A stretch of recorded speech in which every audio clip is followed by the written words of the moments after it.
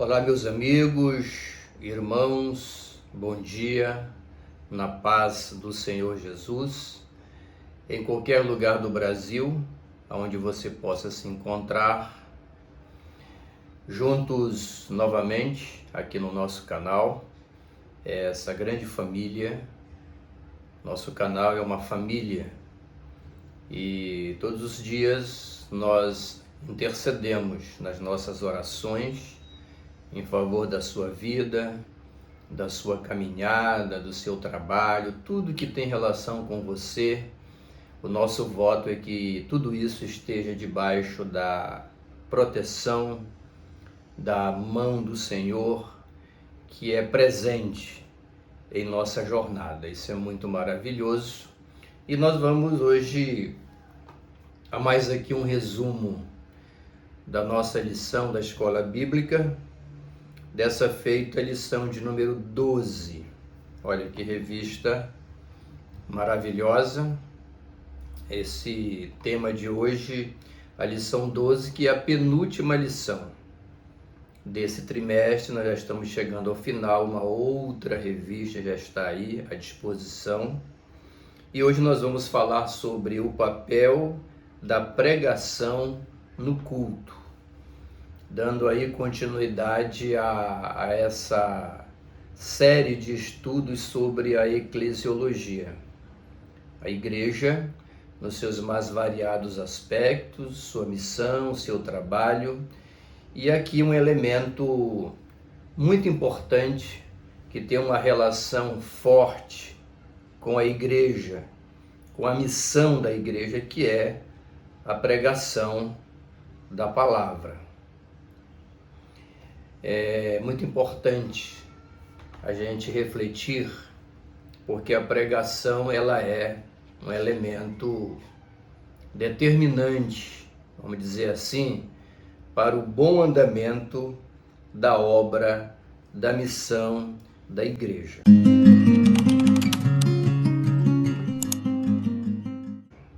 Olha, os objetivos da lição são os seguintes. Número 1. Apresentar o ministério da palavra e seu propósito.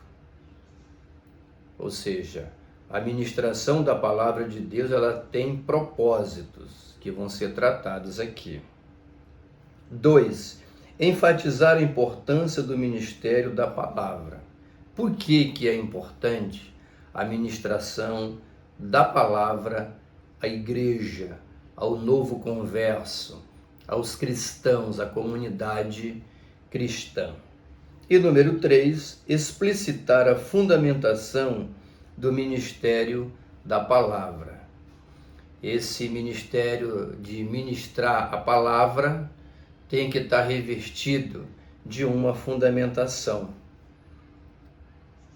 E nós vamos ver isso claramente na exposição dessa maravilhosa lição. O textual está em 2 Timóteo 4:2, que pregues a palavra, instes a tempo e fora de tempo, redarguas, repreendas, exortes com toda longanimidade e doutrina.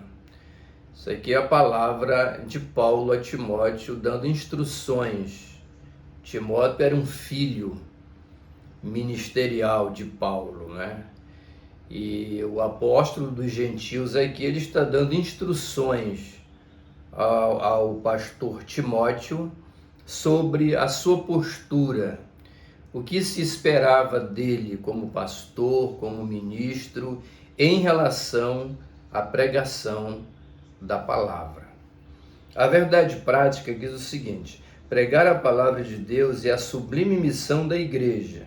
É por intermédio do ministério da palavra que vidas são salvas, transformadas e edificadas. Isso é uma verdade. A palavra de Deus é a nossa regra de fé. Portanto, todos os ingredientes que um cristão precisa para ter uma vida espiritual, cristã, saudável, normal, vamos dizer assim, todos esses ingredientes estão esposados na palavra de Deus. Está tudo aqui. É a nossa regra de fé, os princípios da vida cristã, aquilo que Deus espera de nós, aquilo que o próximo precisa de nós, aquilo que nós mesmos devemos produzir. Está tudo na palavra de Deus. Então é essa exposição da palavra de maneira responsável e bíblica que nos conduzirá à maturidade cristã, ao crescimento espiritual e, além disso, alcançar vidas para o reino de Deus. A fé vem pelo ouvir, e esse ouvir tem forte relação com a exposição da palavra. Muito maravilhoso isso. Nós vamos aqui à introdução, não é, da lição, que traz como palavra-chave a palavra pregação.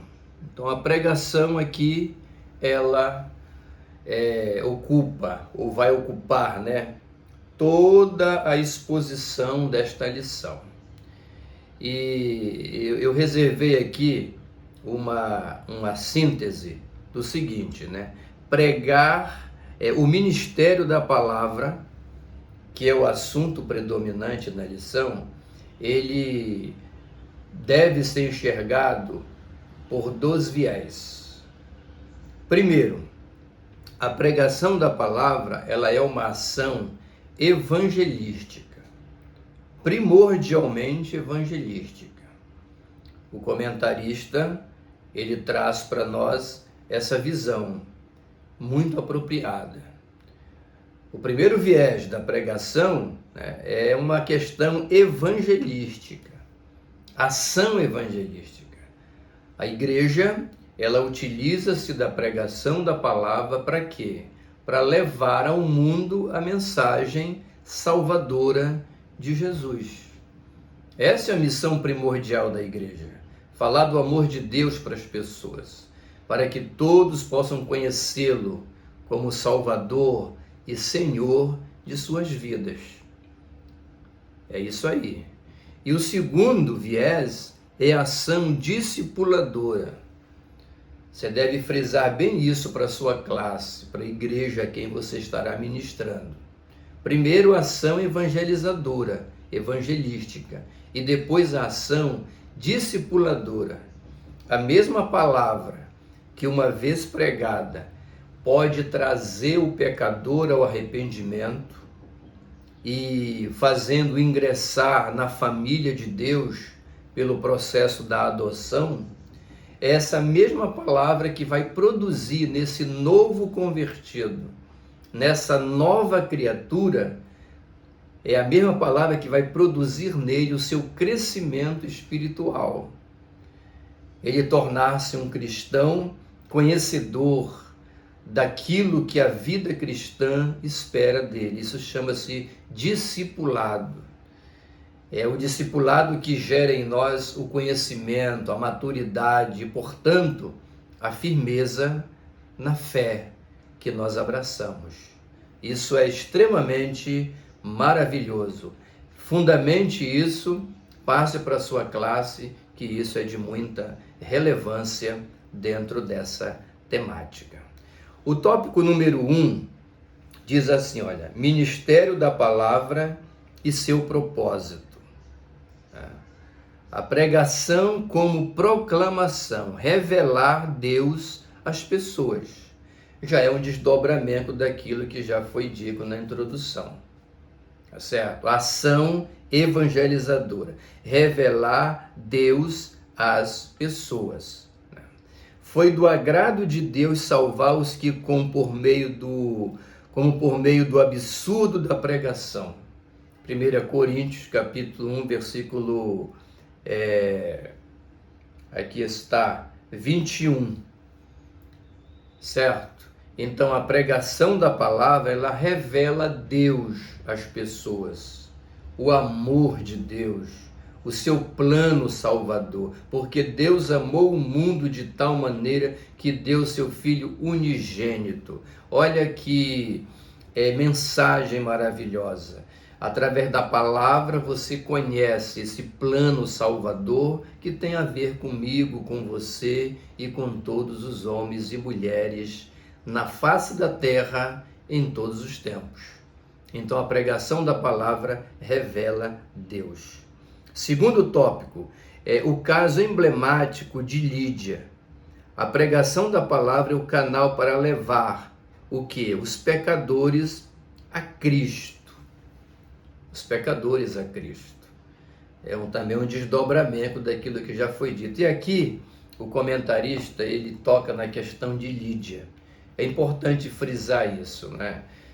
Lídia é um exemplo bem prático de como a palavra de Deus alcança pessoas, como a palavra de Deus traz pessoas ao arrependimento e, consequentemente, a comunhão com Deus, a desenvolver uma vida com Deus. E está citando o caso de Lídia. Lídia era uma mulher oriunda de Tiatira, uma cidade ali, e ela morava em Filipos. E ela era uma mulher de posses, uma mulher rica, muito influente na cidade. Ela comercializava púrpura, tecidos que eram utilizados pela elite política e militar da cidade e de todo o Império Romano. Era uma mulher que tinha dinheiro, ela tinha uma posição social bem destacada, entendeu? E ela morava na cidade de Filipos, onde o apóstolo Paulo chega para ministrar a palavra como resultado das suas viagens missionárias. Ele chega lá em Filipo e ele vai ali a um determinado local, beira do rio, e ele prega a palavra para um grupo de mulheres que estavam ali. E entre essas mulheres estava Lídia. E ela ouve a palavra, é alcançada pela palavra e converte-se a Cristo. Através de quê? Da pregação do apóstolo Paulo. E ela se torna realmente uma grande figura importantíssima. Os ensinadores dizem que a igreja de Filipe, que originou a carta de Paulo aos Filipenses, nasceu na casa de Lídia. Então é realmente um exemplo bem interessante. Por quê? Porque Lídia, ela recebe a palavra, ela ouve a palavra, ela é alcançada pela palavra da pregação, e então ela se converte a Cristo, ela se integra à igreja do Senhor, e ao mesmo tempo, ato contínuo, ela se torna o quê? Uma testemunha. Alguém que tem interesse em pegar a fé que recebeu e a graça que lhe alcançou e compartilhar com outras pessoas. Ela abre a porta da sua casa para os missionários e ali começa a igreja de Filipos, que depois, como já disse, recebeu uma carta apostólica de Paulo, carta de Paulo aos Filipenses, uma igreja que nasceu, que começou com a conversão de uma mulher e de outros e cresceu, frutificou. Por quê? Porque a palavra de Deus, uma vez pregada, alcançou a vida daquelas pessoas. E a conversão é o maior de todos os milagres. Por que focalizar isso aqui? Milagres é uma palavra bem presente no vocabulário religioso, principalmente pentecostal. E nós somos assembleianos, pentecostais, não é? Nós temos essa linha, e milagre é uma palavra bem presente nas nossas liturgias, nos nossos cânticos, louvores e no nosso linguajar diário. E não está nada errado. Milagre é uma realidade bíblica também para os dias de hoje.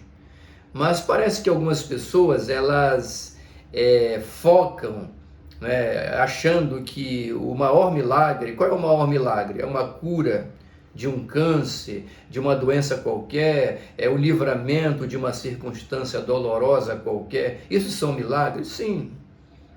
A ação de Deus em nosso favor, em qualquer aspecto, é um milagre, é visto como uma intervenção divina em nosso favor para glorificar o nome dele, do Senhor.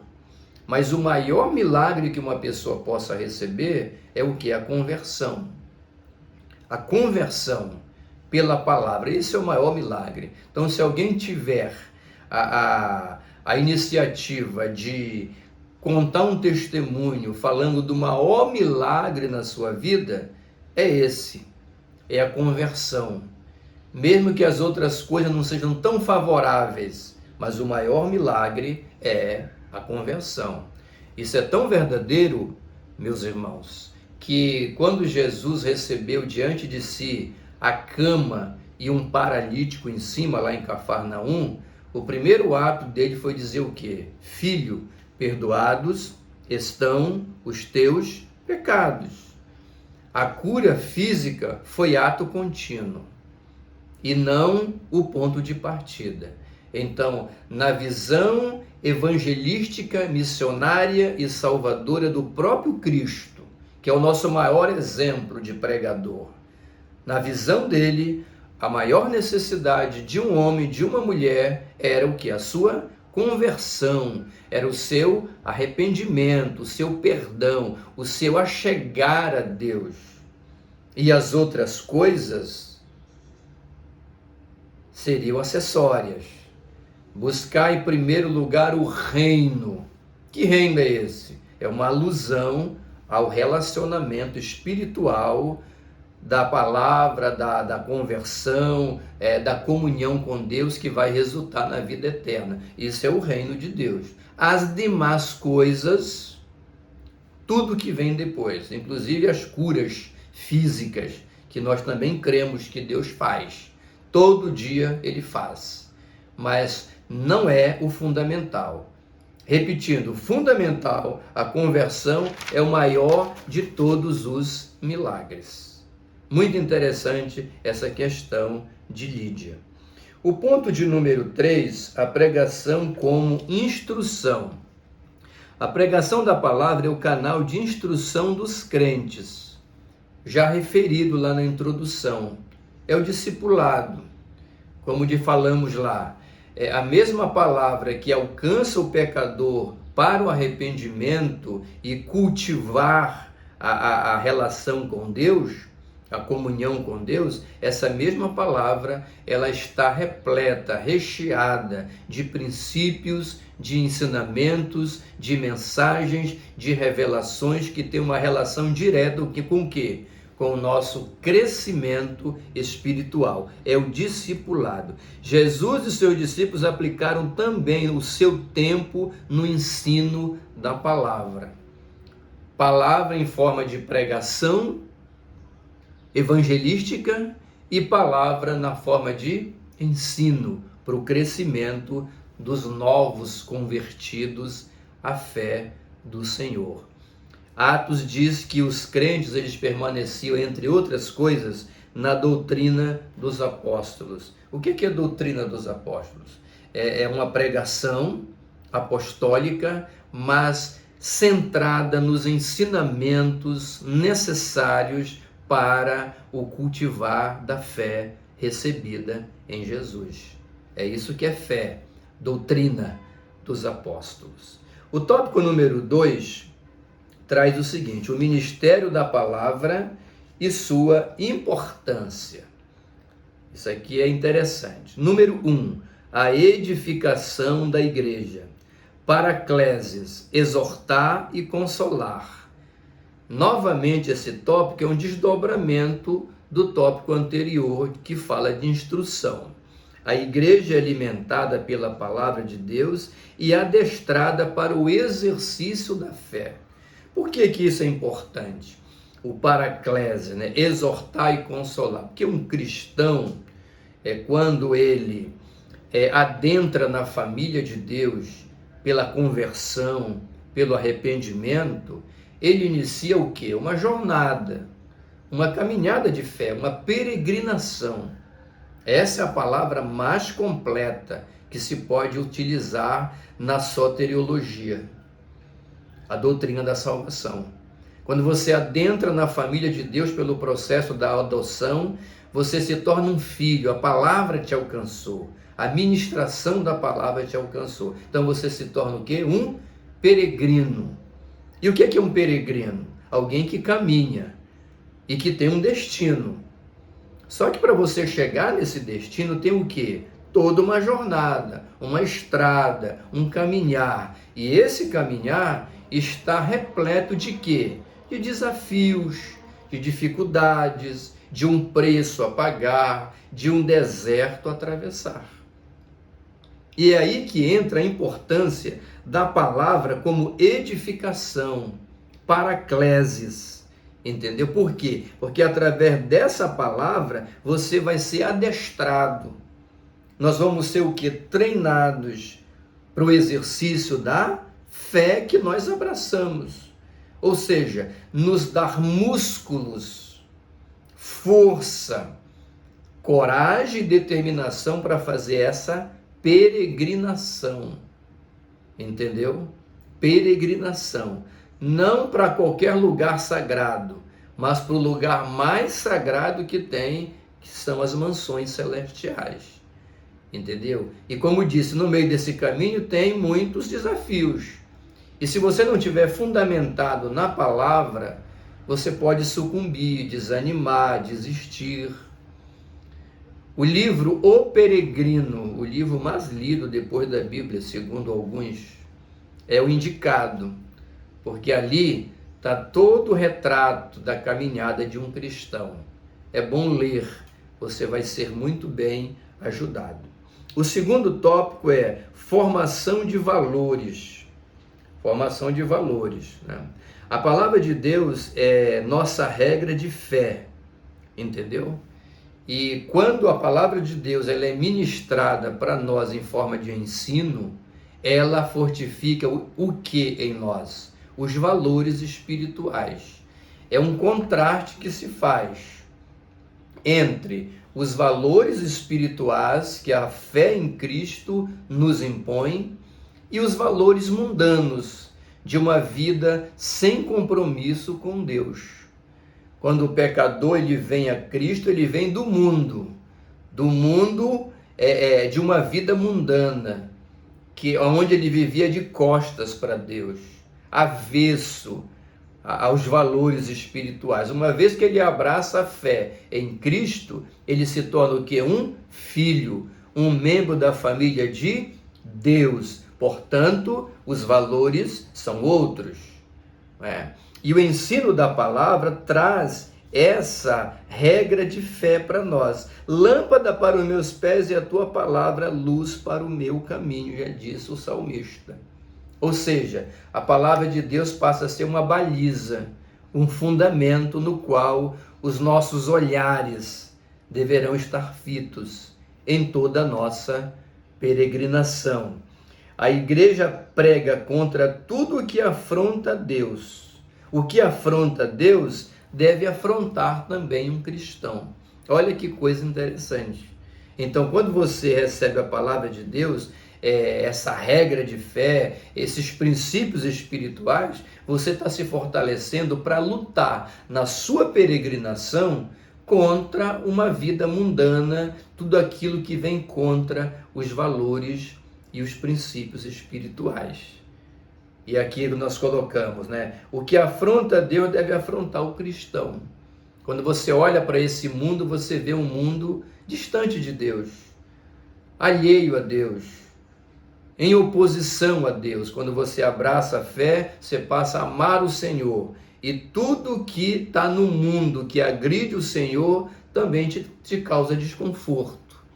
E você rejeita. Por quê? Porque você tem uma nova ética, um novo padrão de vida, uma nova dimensão de vida, produzida em você pela presença do Espírito Santo, que passou a fazer habitação em você, em mim, quando nós abraçamos a fé pela palavra, pela pregação da palavra.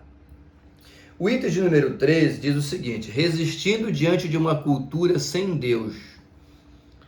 É um desdobramento do item anterior. Nós vivemos num mundo onde grande parte da sociedade, das pessoas, elas vivem uma vida completamente à parte de Deus. E Deus não faz parte do projeto de vida dessas pessoas.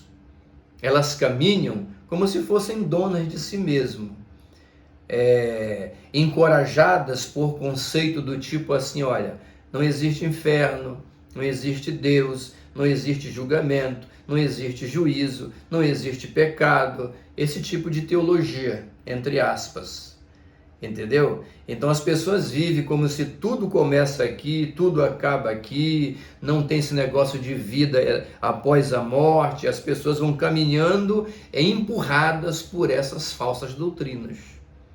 Você está entendendo? Então, a Bíblia Sagrada, para se referir a esse comportamento presente no nosso mundo, inclusive, ela usa expressões do tipo assim, ó, que a revista traz: geração perversa, presente século, este mundo. São expressões que a Bíblia usa para o quê? Para denunciar, demonstrar uma vida, um estilo de vida sem Deus, sem os valores espirituais. Então é contra isso que você luta quando você recebe a palavra, entendeu? Aí Paulo vai dizer assim, olha, não vos conformeis com este mundo, mas transformai-vos pela renovação do vosso entendimento, para que possais entender qual seja a boa, perfeita e agradável vontade de Deus. Essa boa, perfeita e agradável vontade de Deus não está inserida nos valores do mundo. Ela está inserida na palavra de Deus, que é um código espiritual que deve fazer parte da nossa vida, uma vez que nós abraçamos a fé em Cristo. E olha que coisa interessante, olha, quanto mais sou influenciado pela palavra de Deus, menos o mundo me atrai. Anote isso e compartilhe com seus alunos. Eu vou repetir. Quanto mais sou influenciado pela palavra de Deus, menos o mundo me atrai. É maravilhoso isso.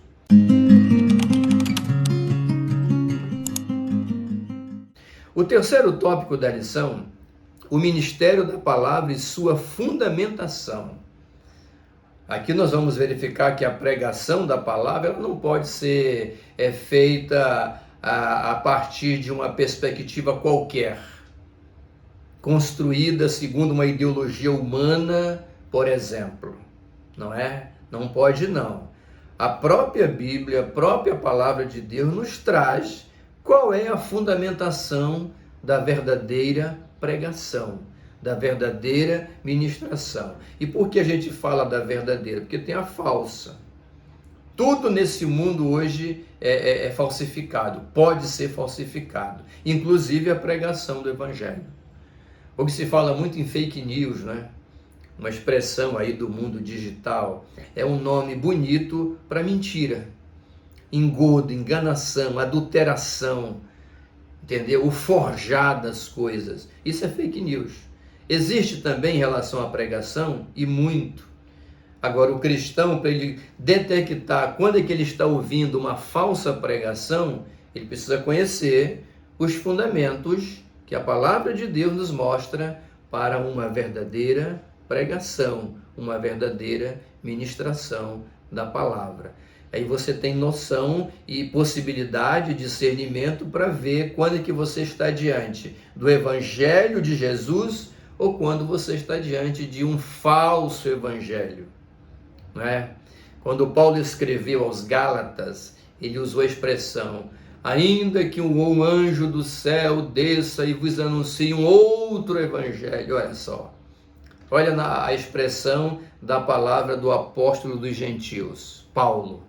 Outro evangelho, outro que não é esse, outro que não é o que Jesus disse, outro que não é o que Jesus ensinou, outro que não é o que os apóstolos reproduziram após a ascensão de Cristo nos primórdios da igreja.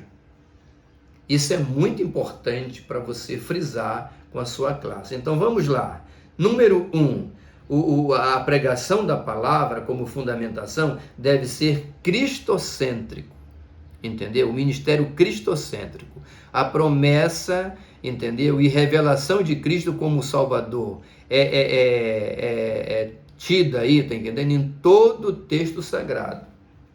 Cristo e sua mensagem salvadora é o tema das Escrituras, de Gênesis ao Apocalipse. Então, qual é o fundamento maior? Cristo. Então, uma mensagem, para ela ser uma mensagem bíblica e uma pregação autêntica, ela tem que ser cristocêntrica. Cristo tem que estar nela, tem que ser a coisa fundamental e a parte mais importante. Não há nada que a igreja possa mostrar ao pecador melhor do que Cristo, no sentido de trazer o pecador para o reino de Deus. Cristo é a mensagem principal. Segundo lugar, ela deve ser bíblica, essa mensagem deve ser bíblica. Aí nós tem hoje, tá entendendo? Na internet, em algumas igrejas, mensagem de autoajuda, entendeu? Palavras que para amaciar o ego das pessoas, entendeu? E mensagens que trazem esse tipo de reflexão que, ao meu modo de ver, são até boas. Ajuda em muita coisa, mas não cumpre o papel da verdadeira pregação. Se você ocupa o tempo no púlpito para falar essas coisas, você está falando coisas boas, entendeu? Tentando levantar a autoestima das pessoas, isso é maravilhoso. Isso não é pecaminoso. Mas o importante dizer aqui que esse tipo de pregação por si só não cumpre o papel da pregação bíblica. Por quê? Porque a pregação bíblica, além dela ser cristocêntrica, ela tem que ser bíblica no sentido de quê? De ressaltar para os seus ouvintes o maior fundamento da palavra de Deus, que é a mensagem salvadora de Jesus.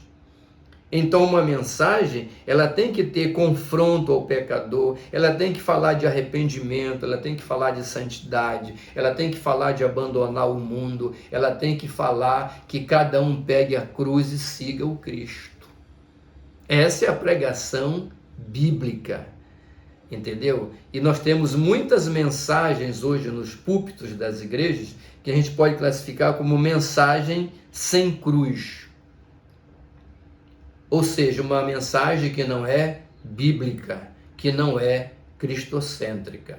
Ela ajuda em alguma coisa no emocional das pessoas, ou até prejudica porque fica passando a mão na cabeça do pecador e deixando ele descansar de que ele é pecador e pode viver de qualquer maneira e não tem necessidade de mudança. Não. O arrependimento é parte integrante de uma pregação bíblica. Arrependimento, confissão, santificação e apego aos valores espirituais. Tá certo? É nesse sentido aí. E aqui termina, não é? A lição de número 12, que nós tocamos o papel da pregação no culto. Muito maravilhosa essa lição. Domingo você vai para frente da sua classe ou igreja em classe única, não sei como é que funciona no seu campo, na sua igreja, na sua comunidade, mas você vai utilizar essa pregação, essa palavra, né, como instrumento para abençoar a vida das pessoas que estarão te ouvindo. Foi uma alegria, um prazer poder compartilhar este resumo com você. Se esta mensagem foi interessante para você, faça um favor, não é? Compartilhe com outras pessoas. Se você não é inscrito no nosso canal ainda, se inscreva, compartilhe para que outras pessoas se inscrevam, acione aí o sininho para receber as notificações. Toda semana nós temos vídeos de instrução bíblica, teológica, espiritual, que muito vão abençoar a sua vida, tá certo? Eu quero orar por todos nós, para que o Senhor, o Espírito Santo, nos capacite para ministrar a sua palavra e alimentar a vida de outras pessoas. Poderoso e eterno Deus, em nome do Senhor Jesus de Nazaré, eu elevo a minha voz de oração através deste vídeo. Ó Pai, para pedir a Tua bênção, a Tua intervenção em favor de todos aqueles que estão a me ouvir, que vão compartilhar este vídeo, que vão estudar, que vão ministrar essa palavra no próximo domingo. Que todos sejam instrumentos Teus, que o Espírito Santo possa atuar de maneira poderosa para trazer vida com abundância àqueles que vão receber essa palavra. Pai querido, em nome do Senhor Jesus, eu te peço nesta hora que assim seja, para a honra e glória do Teu santo nome. Amém. Foi um prazer estar com vocês. Aonde você estiver, diga de que cidade você está sendo abençoado. Um carinhoso abraço do reverendo Ed S., da Assembleia de Deus, da Estrada Nova, em Belém do Pará.